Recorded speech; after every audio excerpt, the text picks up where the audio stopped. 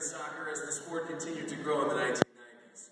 But I have two quick personal stories about Alexi that I want to share with you. He's just a cool dude. First time I ever met him was at the St. Anne's Feast in Hoboken, New Jersey when he was there. Probably playing in New York, New Jersey at the time, I would guess. And not a lot of people recognized him, but I just said, that's Alexi Lalas. I stepped up next to you and you and I shared a beer. It probably didn't mean much to you, but it meant a lot to me at the time. So knowing he was a cool dude, when he visited the Channel 7 studios to promote a CONCACAF game that was being played at Ford Field, I gave him my phone and I said, would you mind calling one of my former interns? He's a soccer nut. He would not believe it if you called. He said, sure. Picked up the phone, you called one of my former interns, and you made his day too. He's a man you can respect, a man you can have a beer with. He's my kind of guy. So let's learn more from Nick Enberg about Alexi Lalas. Worldwide, few Americans have cut as colorful a path through the U.S. soccer world as Alexi Lalas. Born in Birmingham, he attended Cranbrook Kingswood School.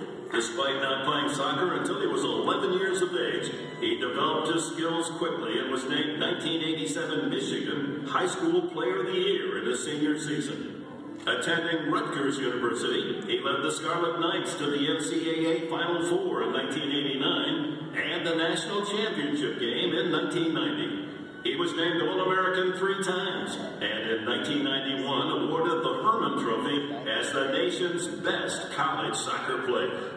Upon joining the U.S. national team in 1991, he went on to play 7 years, including a spot on the 1992 and 1996 Olympic teams, as well as participating in both the 1994 and 1999 FIFA World Cup. His flowing red hair and distinctive beard made him immediately identifiable as a soccer superstar the world over. He went on professionally to compete with the New England Revolution, the Metro Stars, the Kansas City Wizards, and the Los Angeles Galaxy. Following his playing career, he served as president and GM for the San Jose Earthquakes, New York Red Bulls, and the LA Galaxy, and currently serves as soccer analyst with ESPN ABC Sports. Today, he returns home to take his deserved place in the Michigan Sports Hall of Fame. Alexi Lalas.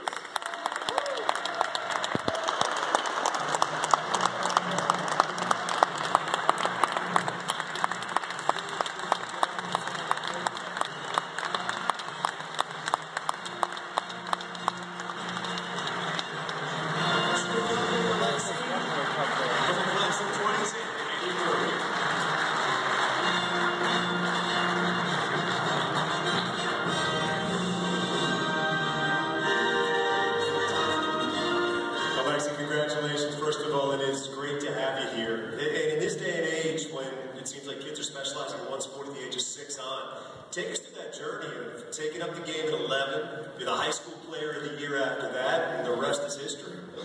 Well, I was fortunate to grow up in a household that taught me to try as many different things as possible, whether it was sports or music, with a concentration on education. When it came to soccer, it was something, growing up in Michigan, growing up in Detroit, hockey, the law, you gotta play. So I played hockey, but when the snow melted, I needed something to do.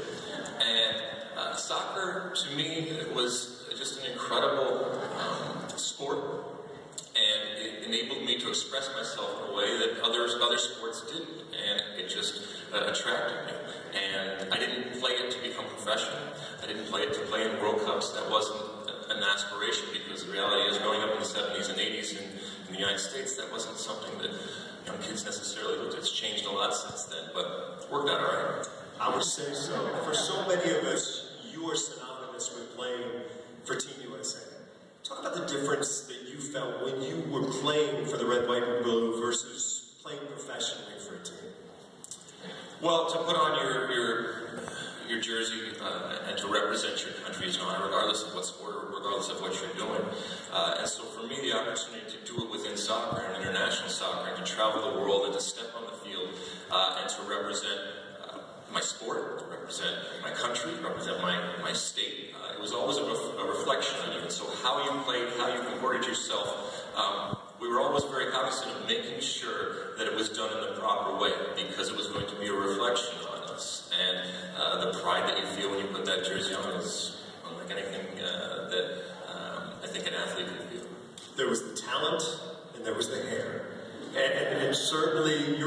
musician, you brought a little rock and roll and free spirit to soccer, and you know what? That was a good thing, because people don't just remember Alexi Lalas the player. Once they saw you, they didn't forget you. Yeah, I cleaned up a little bit on the outside.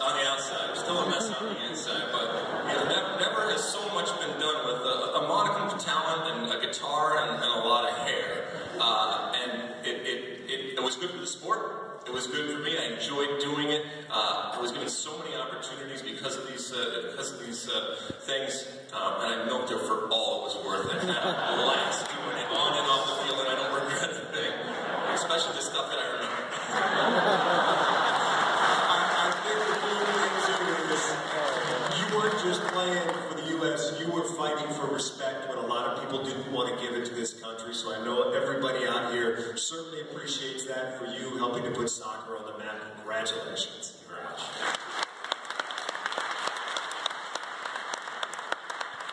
I am a product of Michigan.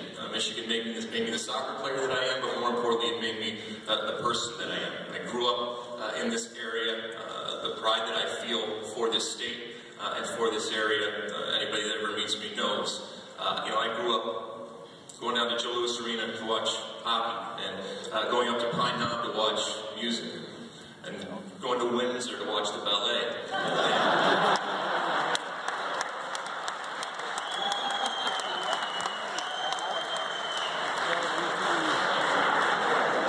But all those things shaped me in one way or another.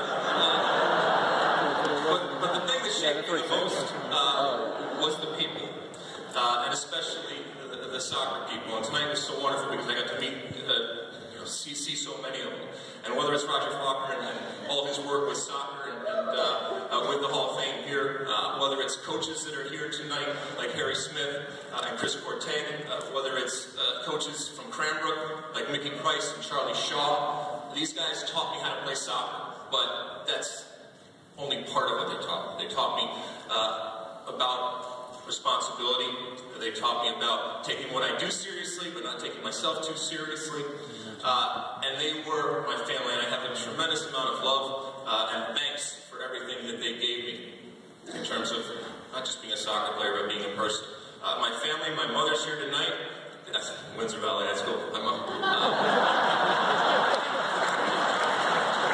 mom's here tonight. My brother's here tonight. I have a wonderful wife and two beautiful children back in Los Angeles who have helped me along the way. It is such a privilege and a pleasure to be here tonight with all of these great athletes, and most importantly, the soccer people out there. And there are soccer people. I know these guys were